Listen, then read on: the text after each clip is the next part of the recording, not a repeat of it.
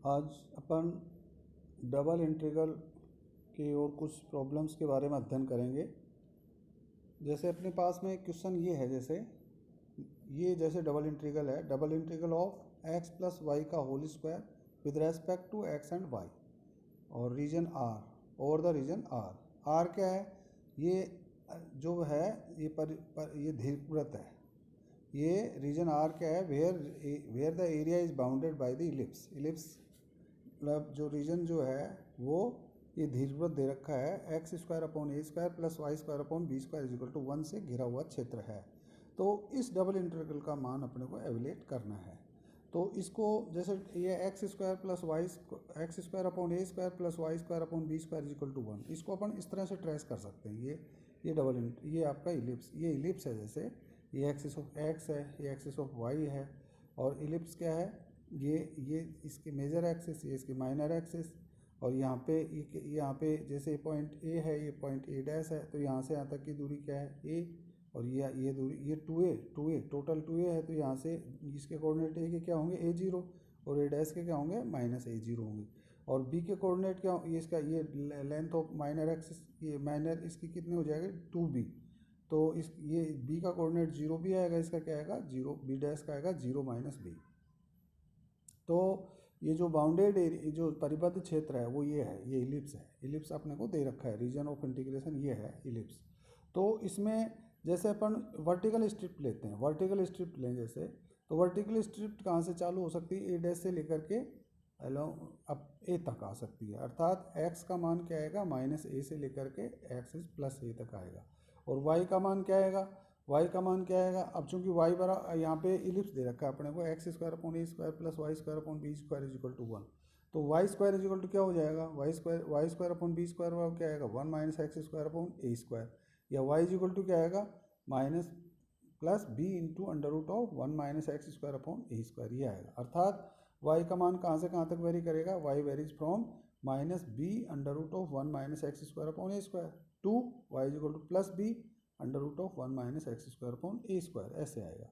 और x का value क्या आएगा? Minus a to plus a आएगा। तो इस रीजन r के लिए x और y के लिमिट्स अपने पास में ज्ञात हो गई हैं। तो इन लिमिट्स का उपयोग करते हुए अपने को क्या करना है?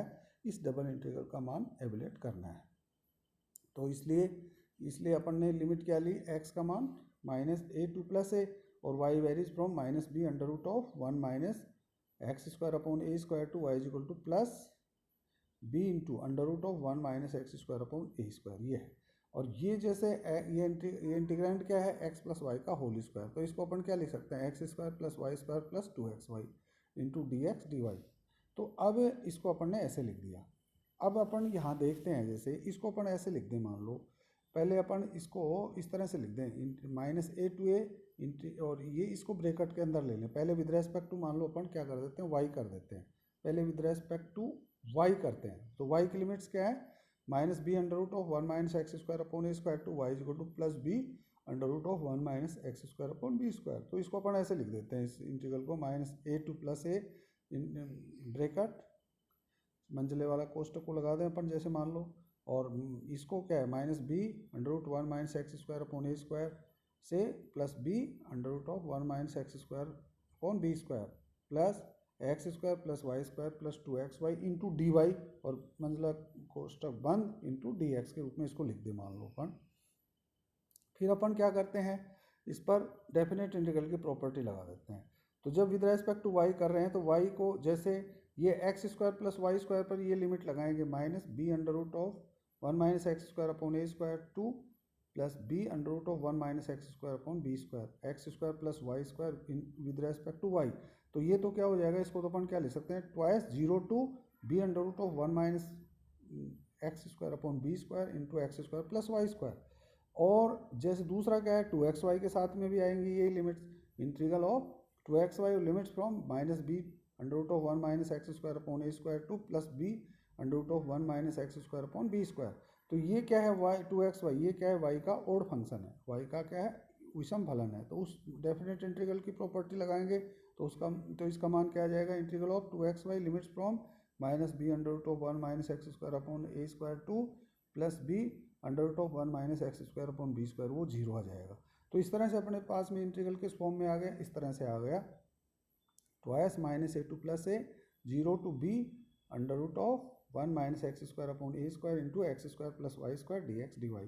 तो ये जब जब इवन फंक्शन के लिए क्या हो जाता है, ट्वाइस 0 टू अपर लिमिट, तो उस सूत्र का उपयोग करते हुए अपन ने ऐसे लिख दिया है। अब इसके बाद में जैसे अपने पास में ये आया, जैसे ये है, इसको एवेलेट करना है अपने को, इसको जैसे इसको अपन ने इस तरह से लिख दिया, twice minus a to a curly bracket 0 to integral of x square plus y square with respect to y और limits 0 to b under root of 1 minus x square upon a square, और इसको बंद किया bracket को into d x. तो पहले अपन with respect to Y करते हैं, तो विद रेस्पेक्ट टू वाई करेंगे, तो विद रेस्पेक्ट टू वाई करते हैं तो x square plus y square का with respect to y integration क्या आएगा, इसका एक्स स्क्वायर इंटू वाई और वाई स्क्वायर का क्या आएगा, वाई क्यूब बाई 3। तो अब फिर लिमिट्स रख देंगे इसमें 0 to b under root of 1 minus x square upon a square. तो पहले अपर लिमिट रखेंगे, तो ये जो अपन ने वो किया है, इंटीग्रल किया है, इंटीग्रल के जो किया है अपन ने, इसकी अब अपन लिमिट रख देते हैं। इसका इंटीग्रेशन करने से क्या आ गया, x square y plus y cube by 3 और limits 0 to b under root of 1 minus x square upon a square with respect to x. अब अपन क्या करते हैं, अब इसमें पहले तो अपर लिमिट रखते हैं, वाई की जगह क्या रखते हैं, ये रख देते हैं तो ये आएगा twice integral of minus a to a, और ये क्या आएगा, x square into y, y means पहले upper limit b under root of 1 minus x square upon a square plus फिर एक्स स्क्वायर इंटू 0 और लोअर लिमिट पे इसका मान 0 आ गया, प्लस 1/3 वाई, वाई का मतलब क्या है, इसका होल क्यूब करें, तो इसका होल क्यूब अपर लिमिट में b cube into 1 minus x square upon a square का होल पावर 3/2 हो गया, और लोअर लिमिट पे इसका मान 0 आ जाएगा। तो इस तरह से अपर लिमिट और लोअर लिमिट रखने पर इसका वैल्यू ये आ गया अपने पास में।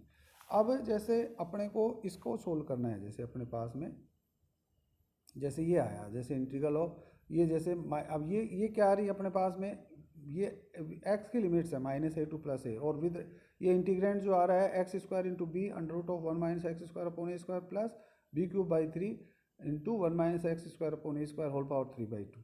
ये जो इंटीग्रेंट जो है वो क्या है, एक्स का क्या है, समफलन है, एक्स का समफलन है। तो समफलन की स्थिति में क्या होता है, इसके डेफिनेट इंटीग्रल की प्रॉपर्टी अपन लगाएं तो ट्वाइस 0 टू ए हो जाएगा, तो 2 और 2 इंटू 2 क्या हो गया 4, 0 टू ए, और ये ऐसे कैसे इंटीग्रेंट रख देंगे, तो x square into b under root of 1 minus x square upon a square plus b cube by 3 1 minus x square upon a whole power 3/2 with respect to x, ऐसे अपन ने इसको लिख दिया है।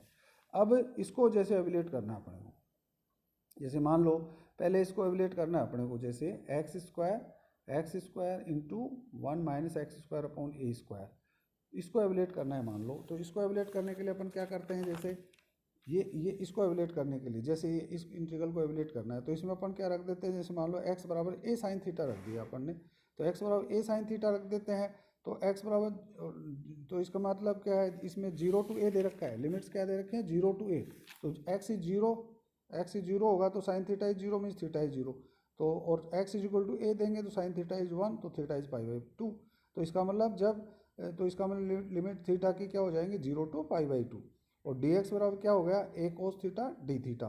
तो इसमें वैल्यूज रख देंगे अपन, जैसे x बराबर, ये लिमिट्स तो हो गई 0 टू π/2, x बराबर a साइन थीटा रख दिया तो a square sine square theta, फिर under root of 1 minus x means a sine theta, तो a square sine square theta, और a स्क्वायर नीचे है तो क्या कैंसिल, क्या बचा, साइन स्क्वायर थीटा बचा, तो under root of 1 minus sine square theta आ गया, तो 1 minus sine square theta is equal to क्या होता है कोस स्क्वायर थीटा, और इस स्क्वायर रूट से बाहर आके क्या हो गया कोस थीटा।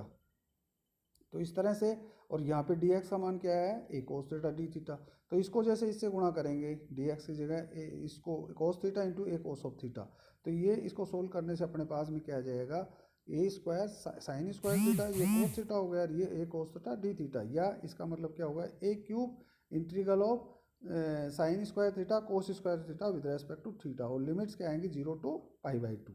अब इसका वैल्यू जैसे अपने को निकालना है, तो इसका वैल्यू जैसे अपने को निकालना है, ये आ गया अपने पास में, ये इंटीग्रल इस फॉर्म में आ गया जैसे। इसी तरह से ये इंटीग्रल जो है 1 minus x square upon a square, इसमें भी x बराबर ए साइन थीटा रख देंगे, तो dx बराबर a cos theta cos d theta, और लिमिट्स क्या आ जाएंगे 0 टू π/2, उसका भी तो इस तरह से उसको भी सेम प्रोसेस से अपन अप्लाई करेंगे, तो इसका मान भी अपन निकालेंगे और इसको सोल्व करेंगे, तो यह आएगा तो ये जो सब्स्टिट्यूशन से और लिमिट्स चेंज हो जाएंगे 0 टू π/2, और ये इंटीग्रल किस फॉर्म में आ जाएगा 4ab a square sine square theta cos square theta plus b square by 3 cos 4 theta with respect to d theta.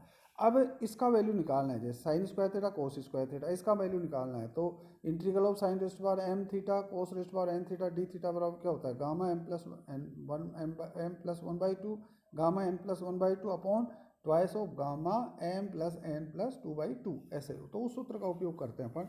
तो उस सूत्र के उपयोग से अपन इसको इस तरह से लिख सकते हैं, ये क्या आ जाएगा 2 प्लस 1 बाई, तो m plus 1 by 2 means 3 by 2 हो जाएगा, गामा 3 बाई 2, ये क्या हो जाएगा 3 बाई 2 यहाँ आ जाएगा n प्लस 1 बाई 2 के हिसाब से। और नीचे क्या हो जाएगा twice gamma of 2 plus 2 plus 2 by 2, तो 2 प्लस 2 प्लस 2 6 बटा 2 मीन्स 3, तो 2 गामा 3 आ गया। अब इसी तरह से जैसे ये है cos 4 थीटा, इसका भी वैल्यू निकालना है। तो इस cos 4 थीटा को अपन इस रूप में लिख दें sin 0 theta cos of 4 theta. इसमें भी वही सूत्र लगा देते हैं, इंटीग्रल ऑफ साइन रेस्ट पर एम थीटा कोस रेस्ट पर एन थीटा डी थीटा। तो gamma m plus 1 by 2 gamma m plus n 1 by 2 divided by 2 under root of 2 gamma of m plus n plus 2 by 2, उस सूत्र से उपयोग करें। और ये cos 4 थीटा और इसको इस रूप में लिख देते हैं sin 0 थीटा, m बराबर 0 आ गया n बराबर 4 आ गया, और इसको सोल्व कर लेते हैं अपन।